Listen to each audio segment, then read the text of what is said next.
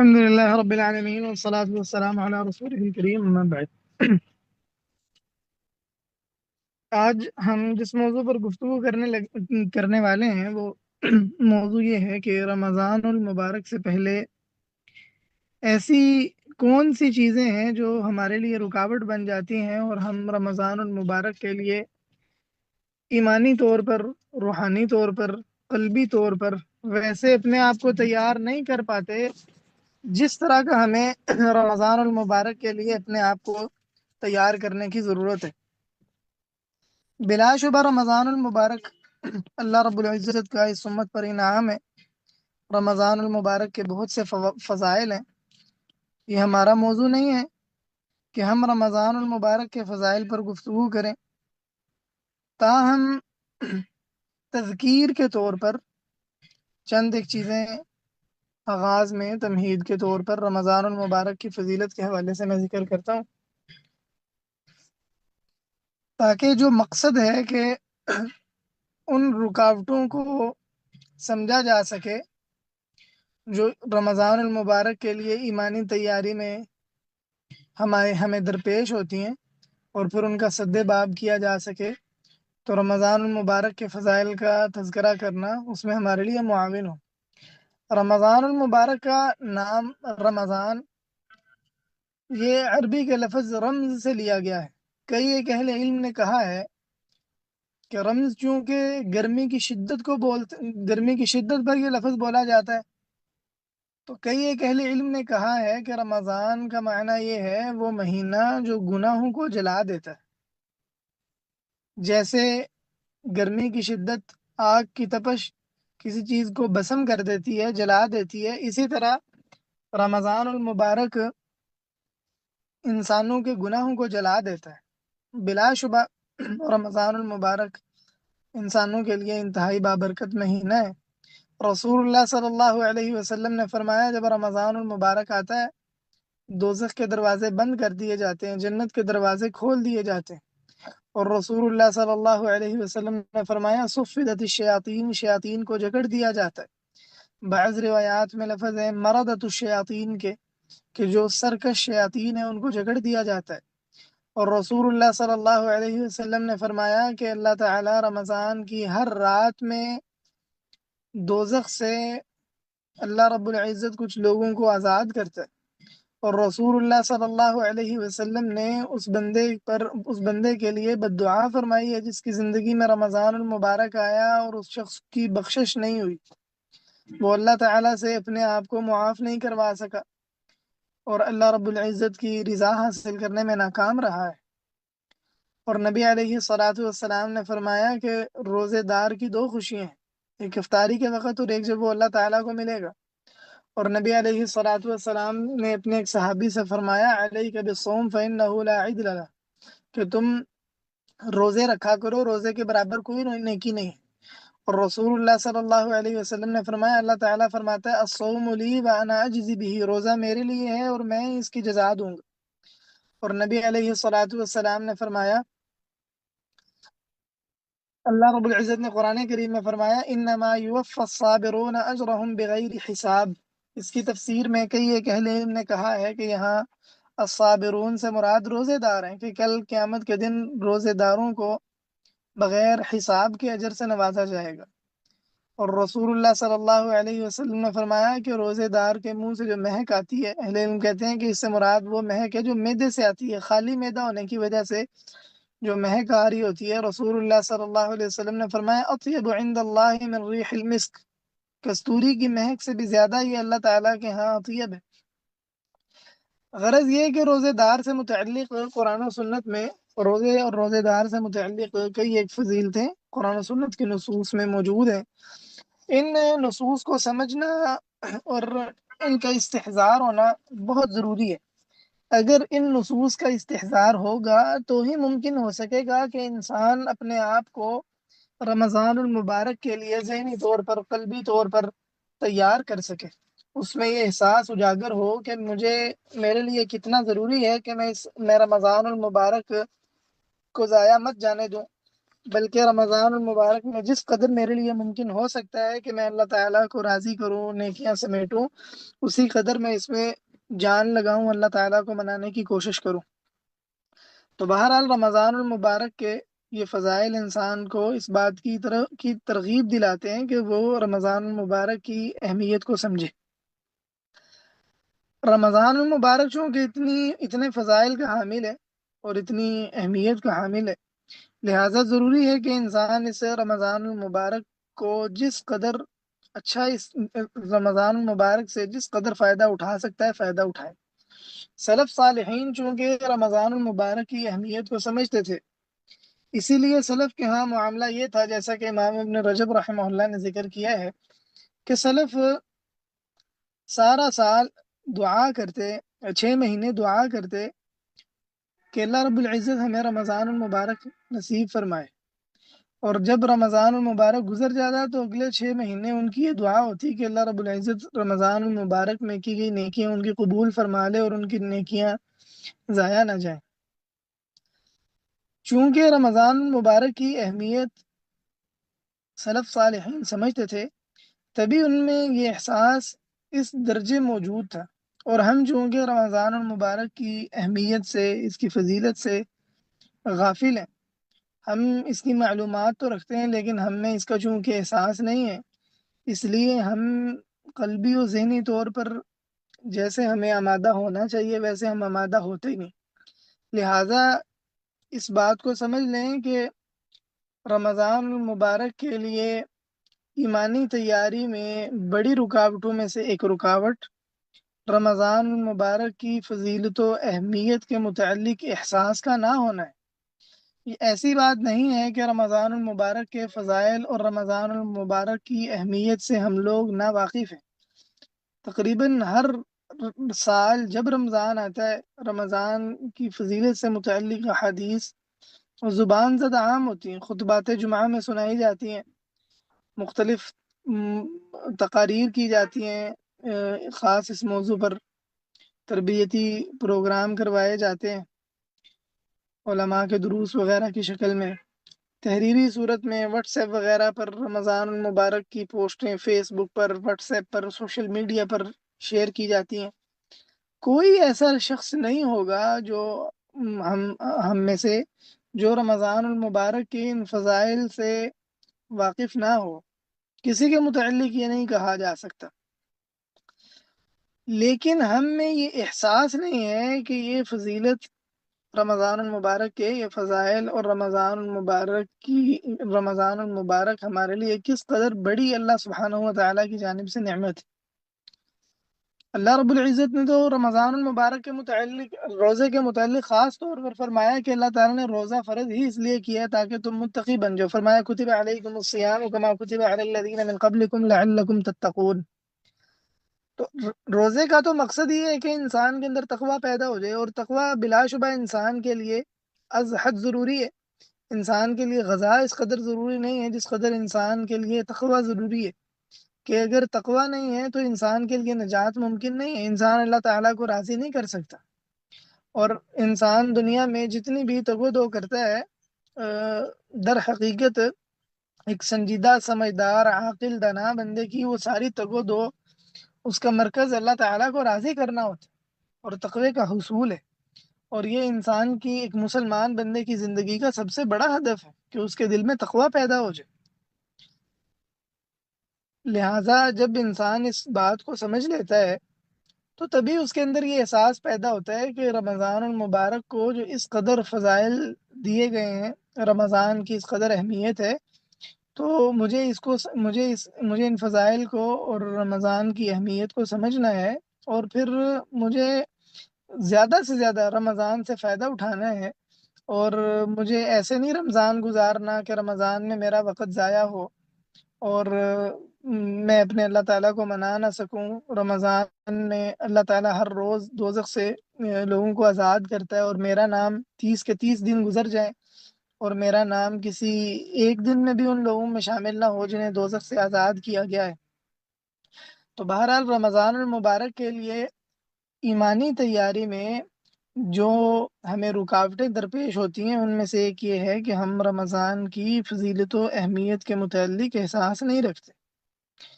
اس رکاوٹ کو دور کرنے کا طریقہ یہ ہے کہ رمضان کی فضیلت و اہمیت کو سمجھیں، اور اس کی انسان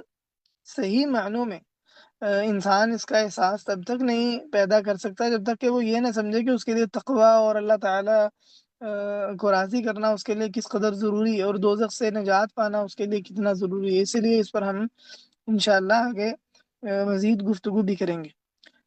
دوسری رکاوٹ یہ ہے جس کی بنا پر ہم رمضان المبارک کے لیے ایمانی تیاری نہیں کر پاتے، کہ ہمارے دلوں میں اللہ تعالیٰ کی تعظیم نہیں ہے۔ رمضان کی ہمارے دلوں میں تعظیم نہیں ہے۔ رمضان اللہ تعالیٰ کا ہم پر انعام ہے۔ اللہ تعالیٰ نے قرآن کریم میں فرمایا ہے شہر رمضان الذي انزل فيه القرآن هدى للناس وبينات من الهدى والفرقان۔ اللہ تعالیٰ نے فرمایا رمضان کا مہینہ وہ ہے جس میں قرآن کریم کو نازل کیا گیا ہے، فرقان اللہ تعالیٰ نے نازل کیا ہے جس میں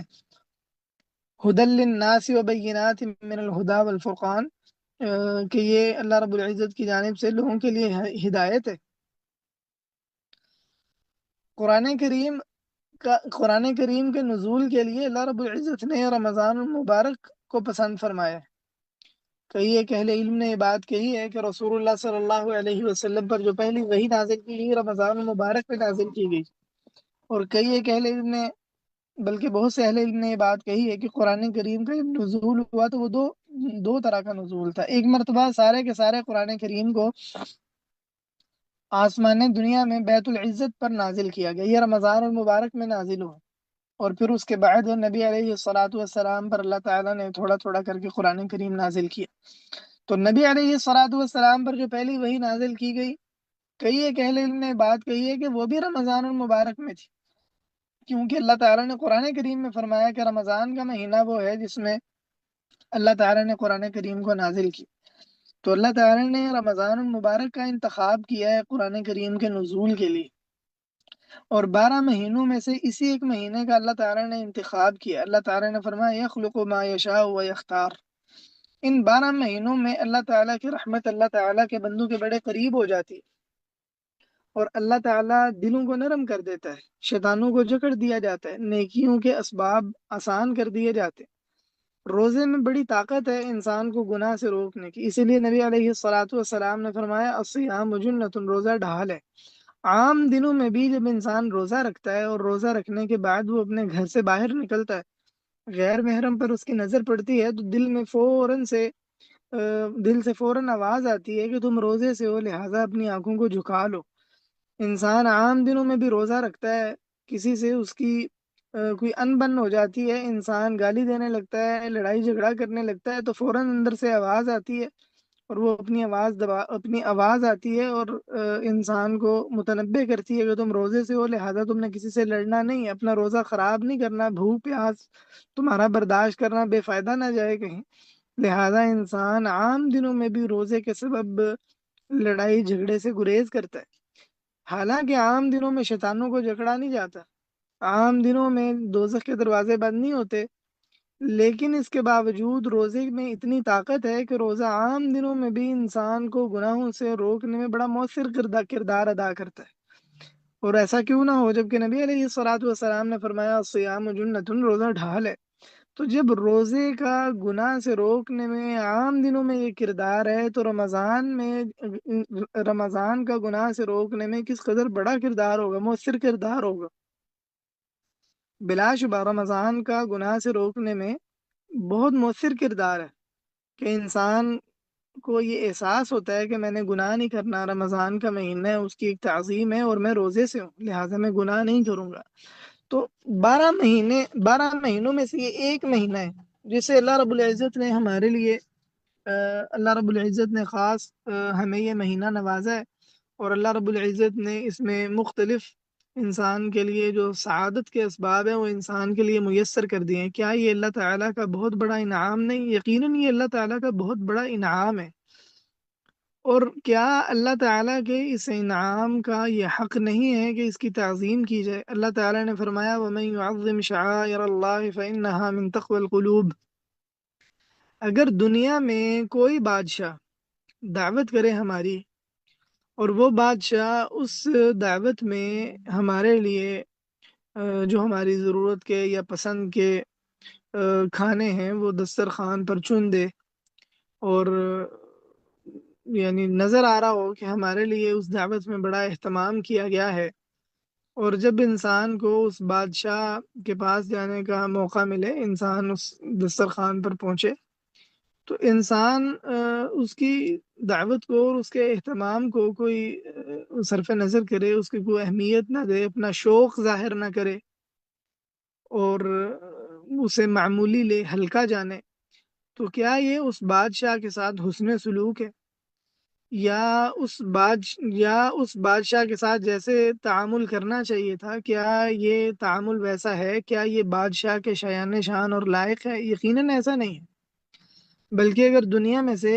دنیا کے کسی بادشاہ کی جانب سے ہم میں سے کسی ایک کی دعوت کی جائے، اچھا اہتمام کیا جائے، تو یقیناً انسان بڑا شوق ظاہر کرے گا، اور انسان اس کے کھانے کی تعریف کرے گا اور اپنی رغبت کا اظہار کرے گا کہ میرے لیے یہ بڑی سعادت کی بات ہے اور مجھے بڑا مزہ آیا، اور اس کے سامنے حتیٰ کہ اس کا دل نہیں بھی چاہ رہا، اسے کوئی خاص بھوک بھی نہیں، تو بھی اس کے سامنے کھائے گا، تاکہ ایسے نہ لگے بادشاہ کو کہ میرے کھانے کی تحقیر کی گئی ہے اور اسے کھانے والے نے معمولی سمجھا ہے۔ تو یہ دنیا کے بادشاہ کا حال ہے۔ اللہ رب العزت، اور بلا شبہ دنیاوی کھانے انسان کی ضرورت نہیں ہے، اور کسی مخلوق کو خوش کرنے میں انسان کا کوئی اخروی فائدہ نہیں ہے، اس پر انسان کی سعادت اور نجات کا دار و مدار نہیں ہے، یہ دنیا ہے، جبکہ اللہ رب العزت مالک الملک ہے، بادشاہ ہے۔ اللہ رب العزت ہمارا رب ہے، تمام جہان کا خالق ہے۔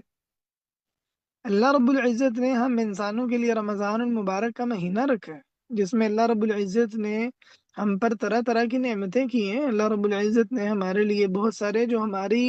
سعادت اور ہماری نجات کے اسباب میں سے ہمارے لیے میسر کر دی ہیں۔ بلا شبہ یہ اللہ رب العزت کا بہت بڑا انعام ہے۔ کیا یہ اللہ تعالیٰ کی تعظیم میں سے ہے کہ انسان اس اللہ تعالیٰ کے انعام کو حقیر سمجھے، اس کے ساتھ ایسا تعامل کرے جس سے یہ محسوس ہوتا ہو کہ انسان نے اس کو کتنا ہلکا لیا ہے، اللہ تعالیٰ کے اس انعام کو اور اللہ تعالیٰ کے اس کرم کو انسان نے کتنا معمولی سمجھے، اور اس کے ساتھ ایسا تعامل برتا ہے جو اللہ تعالیٰ کی طرف سے عطا کی گئی چیز کے ساتھ تعامل نہیں برتا جاتا۔ یقیناً اگر انسان رمضان المبارک کی تعظیم نہیں کرتا، تو یقیناً انسان کا شمار ان لوگوں میں ہے، یا یہ انسان کا کام ان لوگوں کے کاموں کی طرح ہے جن کے متعلق اللہ تعالیٰ نے فرمایا ہے وما قدر اللہ حق قدری، کہ انہوں نے اللہ تعالیٰ کی اس طرح قدر نہیں کی جس طرح اللہ تعالیٰ کی قدر کرنے کا حق تھا۔ ہمارے دلوں میں رمضان المبارک کی تعظیم نہیں، اور اس تعظیم کے نہ ہونے کی وجہ یہ ہے کہ دلوں میں اللہ تعالیٰ کی تعظیم نہیں۔ اگر اللہ تعالیٰ کی تعظیم ہوتی تو اللہ تعالیٰ کے رمضان کی بھی تعظیم ہوتی، لیکن چونکہ اللہ تعالیٰ کی تعظیم نہیں، لہٰذا اللہ تعالیٰ سے متعلقہ جو جڑی ہوئی اللہ تعالیٰ سے چیزیں ہیں، اللہ تعالیٰ کے شعائر ہیں، ان کی بھی دلوں میں ویسے تعظیم نہیں جیسے ہونی چاہیے تھی۔ جب تک ہمارے دلوں میں اللہ تعالیٰ کی سچی تعظیم پیدا نہیں ہوگی، تب تک یہ رکاوٹ دور نہیں ہوگی، تب تک ہم رمضان المبارک کے لیے اپنے آپ کو ایمانی طور پر تیار نہیں کر پائیں گے اس طرح جس طرح تیار کرنا چاہیے۔ لہٰذا اس رکاوٹ کو دور کرنے کا طریقہ یہ ہے کہ اپنے دلوں میں اللہ تعالیٰ کی تعظیم پیدا کریں، یہ احساس ہم میں ہونا چاہیے، یہ احساس ہم میں اجاگر ہو، نمایاں ہو کہ اللہ رب العزت اتنا بڑا بادشاہ ہے، وہ ہمارا محتاج نہیں ہے، ہمارا ضرورت مند نہیں ہے، ہم نہ اس کو نفع پہنچا سکتے ہیں نہ اسے نقصان پہنچا سکتے ہیں۔ عام دنوں میں بھی اس نے ہمیں اختیار دے رکھا ہے، عام دنوں میں بھی ہمارے لیے بہرحال نیکیوں کے اسباب میسر کیے گئے، جن نیکیوں کو بجا لا کر ہم اللہ تعالیٰ کو راضی کر سکتے ہیں، لیکن اس کے باوجود اللہ تعالیٰ اتنا رحیم ہے، اللہ تعالیٰ اتنا رعوف ہے، اور اللہ رب العزت اپنے بندوں پر اتنا فضل و کرم کرنے والا ہے کہ اس نے 12 مہینوں میں ایک مہینہ ہمارے لیے رکھ دیا ہے کہ ہم اس مہینے سے بھرپور فائدہ اٹھاتے ہوئے اپنے اللہ تعالیٰ کو منا لیں۔ تو بہرحال اللہ تعالیٰ کے متعلق دل میں جب تک تعظیم پیدا نہیں ہوگی، تب تک ہم ایمانی طور پر صحیح معنوں میں رمضان کے لیے اپنے آپ کو تیار نہیں کر پائیں گے۔ ضرورت ہے کہ ہمارے دلوں میں اللہ تعالیٰ کی ویسی تعظیم پیدا ہو جیسی اللہ تعالیٰ کی اللہ تعالیٰ کے لائق ہے، اللہ تعالیٰ کے شایان شان ہے۔ تیسری رکاوٹ یہ ہے جس کی بنا پر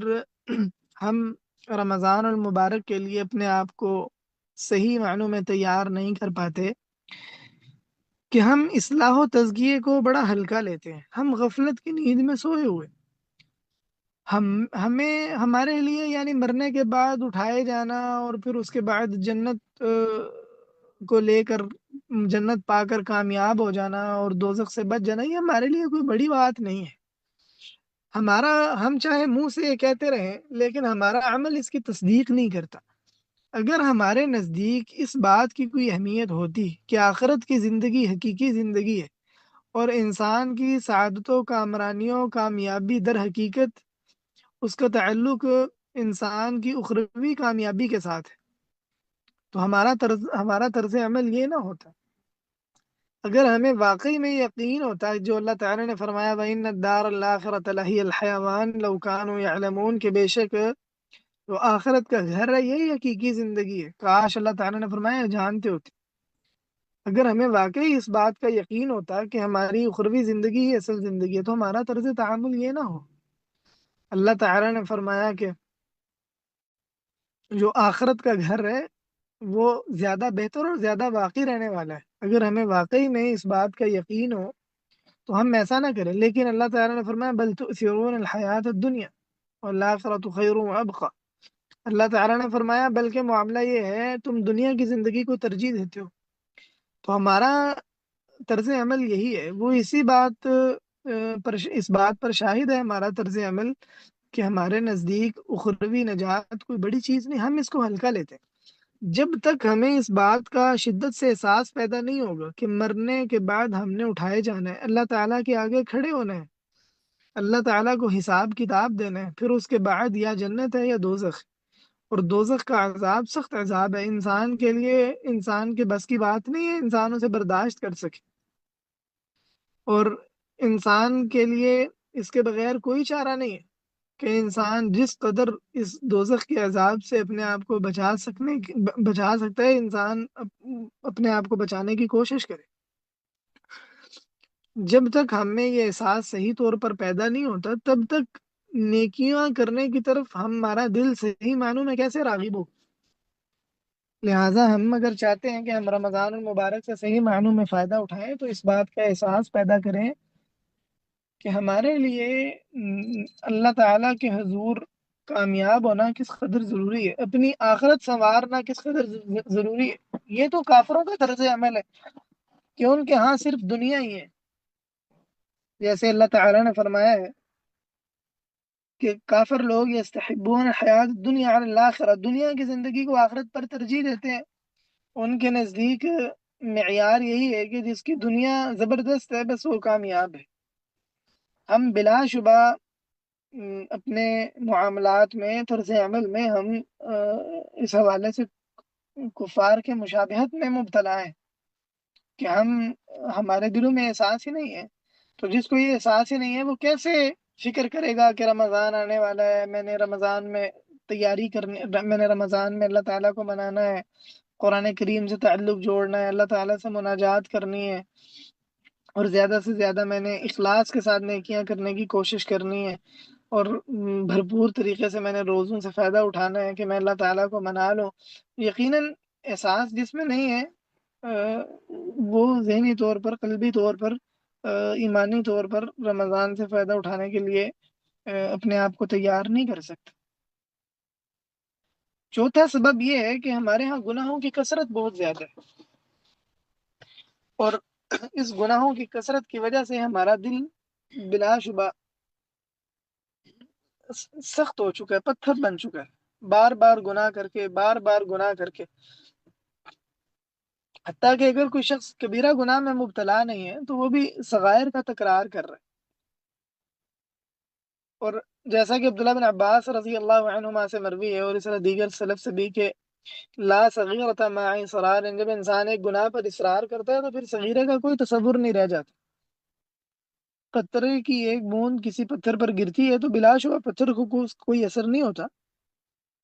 لیکن جب ایک قطرہ گرا، پھر دوسرا قطرہ گرا، پھر تیسرا قطرہ گرا، چوتھا قطرہ گرا، بار بار قطرہ گرتا ہے گرتا ہے گرتا ہے پتھر پر، تو ایک ایک قطرہ جو تسلسل کے ساتھ پتھر پر گر رہا تھا تو پتھر میں سوراخ کر دیتا ہے۔ اسی طرح صغائر کا معاملہ ہے، انسان نے ایک صغیرہ گناہ کیا، نیکی کر لی، زائل ہو گیا، لیکن انسان صغیرہ گناہ کرتا چلا جا رہا ہے، کرتا چلا جا رہا ہے۔ اس کی مثال ایسی ہے کہ ایک تنکا انسان لے تو اس سے کیا آگ جلے گی، لیکن دوسرا تنکا، تیسرا تنکا، چوتھا تنکا، جیسا کہ حدیث مبارکہ میں مثال دی گئی ہے کہ تنکے اکٹھے ہوتے جاتے ہیں حتیٰ کہ وہ ایک بڑا بڑا حصہ جمع ہو جاتا ہے ان تنکوں کا۔ اور اگر ان کے ساتھ آگ کا ایک بڑا الاؤ روشن کیا جائے تو بلا شبہ یہ ممکن ہوگا۔ یہی معاملہ ہے صغائر کا کہ جب یہ اکٹھے ہوتے جاتے ہیں اکٹھے ہوتے جاتے ہیں تو بلا شبہ یہ انسان کے لیے مہلک ثابت ہوتے ہیں۔ لہٰذا اگر کوئی کبیرہ گناہوں کا ارتکاب نہیں بھی کر رہا تو صغیرہ گناہوں کا اس قدر تسلسل سے ارتکاب کر رہا ہے کہ دل پتھر ہو چکا ہے۔ اور جب انسان کا دل سخت ہو جاتا ہے، پتھر ہو چکتا ہے، اور انسان بار بار اللہ تعالیٰ کی نافرمانیاں کرتا ہے، تو انسان سے نیکیوں کی توفیق سلب کر لی جاتی ہے۔ اللہ تعالیٰ نے فرمایا وَاعْلَمُوا أَنَّ اللَّهَ يَحُولُ بَيْنَ الْمَرْءِ وَقَلْبِهِ، جان لو کہ اللہ تعالیٰ بندے اور اس کے دل کے درمیان حائل ہو جاتا ہے۔ اللہ تعالیٰ نے فرمایا وَنُقَلِّبُ أَفْئِدَتَهُمْ وَأَبْصَارَهُمْ كَمَا لَمْ يُؤْمِنُوا بِهِ أَوَّلَ مَرَّةٍ وَنَذَرُهُمْ فِي طُغْيَانِهِمْ يَعْمَهُونَ۔ اللہ تعالیٰ نے فرمایا کہ ہم ان کے دلوں کو اور ان کی آنکھوں کو پھیر دیں گے، کما لم یؤمنوا به اول مرہ، جیسے پہلی مرتبہ وہ ایمان نہیں لے کے آئے تھے۔ اہل علم نے اس اللہ تعالیٰ نے اس سے پیچھے فرمایا وما یشعرکم انہا اذا جاءت لا یؤمنون۔ اہل علم اس کی تفسیر میں کہتے ہیں کہ جب کفار پہلی مرتبہ جب ہدایت کی بات ان کے سامنے پیش کی گئی اس پر ایمان نہیں لے کے آئے، تو دوسری مرتبہ بھی جب ہدایت کی بات ان پر پیش کی جائے گی اور ان کا دعویٰ ہے کہ فلانا معجزہ آیا تو ہم مان لیں گے، تو دوسری تیسری مرتبہ بھی اگر پیش کی جائے گی تو وہ ایمان نہیں لائیں گے، کیونکہ پہلی مرتبہ جو انہوں نے ہدایت اور حق کی بات کو ٹھکرا دیا باوجود واضح ہونے کے، اس کی سزا کے طور پر ان سے توفیق سلب کر لی جائے گی۔ اور یہ بات اللہ تعالیٰ نے قرآن کریم میں ایک سے زائد جگہ پر کہی ہے، مفہوم یہی ہے۔ اللہ تعالیٰ نے فرمایا سأصرف عن آیاتی الذین یتکبرون فی الارض بغیر الحق، میں اپنی آیات کو ان لوگوں سے پھیر لوں گا یتکبرون فی الارض بغیر الحق، جو زمین میں ناحق تکبر کرتے ہیں۔ اور اس سے بڑا تکبر کوئی نہیں کہ انسان اللہ تعالیٰ کی بات کو معمولی سمجھے اور اللہ تعالیٰ کے خلاف جرأت کرے، اللہ تعالیٰ کی زمین میں اللہ تعالیٰ کے نعمتوں کا استحصال کرے، اللہ تعالیٰ نے جس مقصد کے لیے وہ دی تھی انہیں اس مقصد میں استعمال نہ کرے، اللہ تعالیٰ کی دی ہوئی چیزوں کو اللہ تعالیٰ کی نافرمانی میں استعمال کرے، اس سے بڑا کیا تکبر ہے۔ اللہ تعالیٰ نے فرمایا میں ایسے لوگوں سے اپنی آیات پھیر لوں گا۔ فرمایا وَإِن يَرَوْا سَبِيلَ الرُّشْدِ لَا يَتَّخِذُوهُ سَبِيلًا، ان لوگوں کا معاملہ یہ ہے کہ اگر یہ کوئی ہدایت کا راستہ دیکھتے ہیں تو اس کو اپنا راستہ نہیں بناتے۔ فرمایا وَإِن يَرَوْا سَبِيلَ الْغَيِّ يَتَّخِذُوهُ سَبِيلًا، اگر کوئی کجروی کا راستہ ہے، سرکشی کا راستہ ہے تو اس راستے پر چل پڑتے ہیں۔ اللہ تعالیٰ نے فرمایا میں ان لوگوں سے اپنی آیات پھیر دوں گا۔